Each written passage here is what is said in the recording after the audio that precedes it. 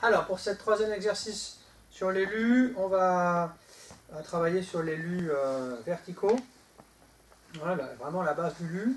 Et on va travailler en position du cavalier, pour être sûr de bien travailler les quads, le travail des quads.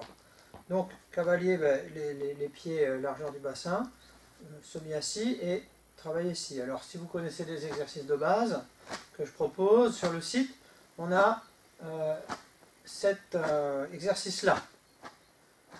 Donc c'est le même principe, un quad se vide et on est comme ça. Attention de ne pas sortir les fesses. Donc pour commencer, vous pouvez travailler le lu avec cet exercice tout simplement. Le lu, rappelez-vous, roll back, tirez vers l'arrière. Le quad ici se vide. Donc déjà,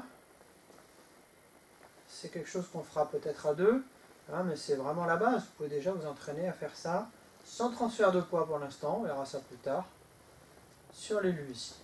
Restez sur le plan sagittal ici, c'est-à-dire la ligne qui passe par le centre de mon corps. C'est pas la peine d'aller trop loin là, je tords mes reins, je tords mon dos, pardon, mes lombaires. Ça sert à rien. On reste, tiens, j'ai la ligne là, on reste sur le plan sagittal. Donc on peut les faire directement en partant du bas, on peut aussi les préparer. Bon, vous pouvez chercher aussi, on peut les préparer, partir directement du bas. D'accord? On va rajouter le peigne.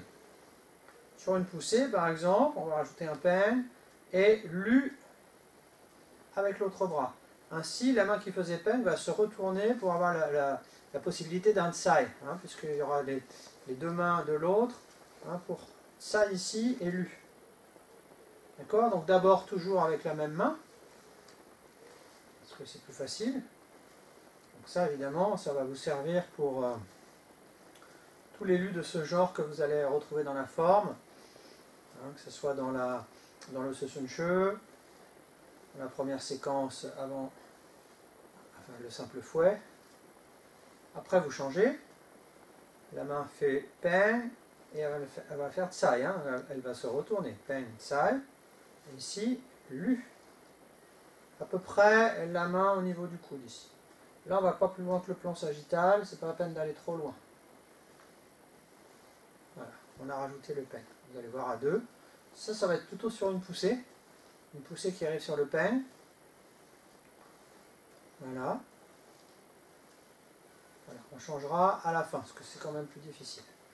Sur un coup de poing qui arrive, je vous conseille au début de travailler vraiment les deux mains. Vous voyez, les quads font ça.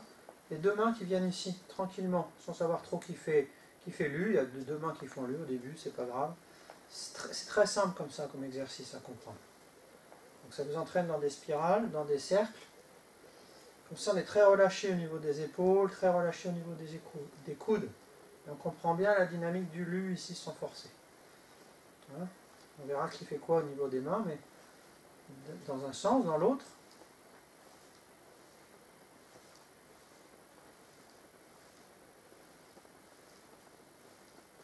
Voilà. Et on peut rajouter là la main qui fait tsai et l'autre main qui fait lu. Pareil, au début on peut faire toujours dans le même sens,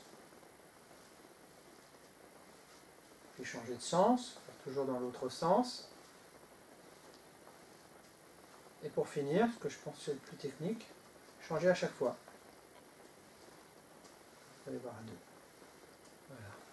Là, on retrouve l'exercice premier, on a rajouté la main qui fait peigne et tsai, qui fait même un tsai là directement. Voilà, on peut le prendre directement comme ça, de horizontal, le faire passer par le bas. Ça dépendra de plein de choses, mais tout est juste. Voilà, ça c'est le genre d'exercice de lu que vous pouvez pratiquer tout seul.